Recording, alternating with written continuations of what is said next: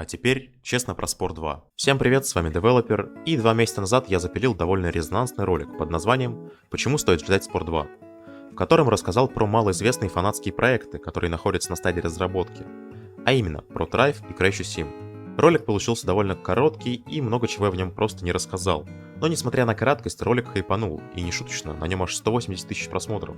Однако, чем больше популярность, тем больше ответственность. И именно поэтому сегодня мы будем разбираться, а не навешал ли я вам там лапши на уши.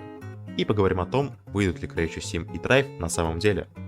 А еще бонусом рассмотрим третий, очень интересный и важный проект, про который я не говорил раньше, потому что просто не знал.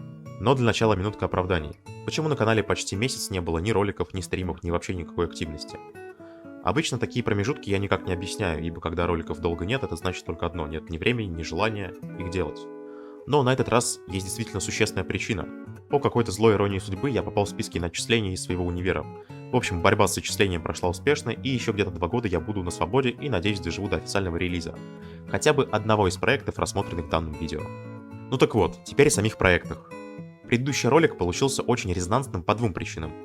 Во-первых, про Crash Sim и Thrive в русскоязычном сегменте знали только я и кучка таких же поехавших, как я, ребят, а поэтому для многих инфа была реально полезной, новой и интересной. Большинству зрителей ролик дал реальную надежду на то, что их любимая игра снова оживет уже в других, более новых, современных и научных красках. Однако более внимательные и критически настроенные зрители стали отмечать, что новостей про Crash Sim нет уже год. Thrive в разработке больше 5 лет, и дальше этапа клетки дело так и не пошло. Жизнь этих проектов, если присмотреться внимательнее, висит на волоске. И моя совесть определенно нечиста, ведь я создаю иллюзию выхода Spore 2 и в принципе подаю ложные надежды. Собственно, вот такое вот впечатление мой ролик произвел на критически настроенных ребят. Однако стоп. Разве уникальные проекты, находящиеся в тяжелом состоянии, не заслуживают внимания?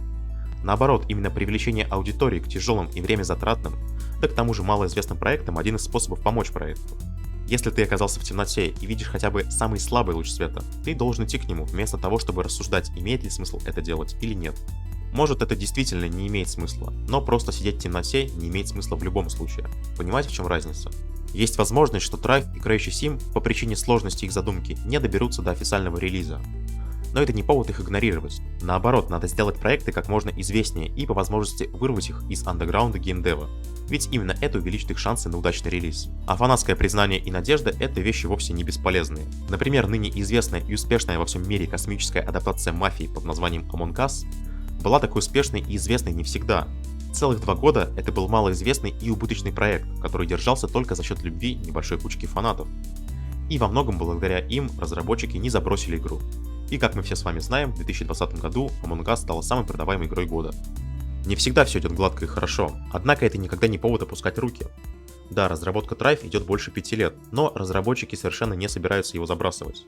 Например, недавно у них на канале был стрим о многоклеточности и вообще о новых обновах игры. О Crash Sim не было новостей почти год. Однако новостей о завершении проекта тоже не было. Возможно, просто его разработка занимает очень много времени. Ну а чтобы надежда нас не покидала совсем, давайте рассмотрим удивительный проект, который, в отличие от 2 предыдущих, вот-вот уже почти вышел. А его вполне интересная и играбельная демка уже доступна для скачивания в Steam. Я вот скачал, заценил и всем советую. Игра называется Adapt. Это игра, которая по сути является более многообразным и техничным ремейком Spore в плане геймплея. Конечно, по сути, игра представляет реализацию только этапа существо, поэтому ремейком сразу всей Spore ее назвать нельзя. Однако с ролью ремейка именно этапа существо она справляется отлично. В первую очередь меня порадовало то, что в игре территориально мы никак не ограничены. Можно играть на земле, создав союз с другими существами, охотиться или самому спасаться от хищников. А можно даже создать морское существо, плавать под водой и питаться рыбой.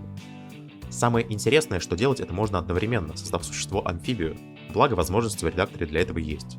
Сам редактор, конечно, не такой большой, как в Spore, и главное его отличие, наверное, это то, что скелет свободно изменять нельзя. Можно только выбирать его отдельные части. Самих элементов тоже не так много, как в редакторе Spore. Зато у существа много разных характеристик, которые добавляют эти элементы. Например, существо можно адаптировать к определенной среде, температуре и погоде. Можно сделать его плотоядным, травоядным или насекомоядным. Также добавляемые элементы влияют на систему пищеварения и метаболизм. В предыдущем ролике про ремейки Споры про адапт я не рассказывал по той причине, что просто не знал про него. Хотя стоило было рассказать на самом деле. Выглядит адапт очень интересно и напоминает, кстати, прототип Споры под названием Gonzaga Jail. А еще в него можно свободно и бесплатно поиграть. Так что все не так грустно и безысходно, как могло показаться.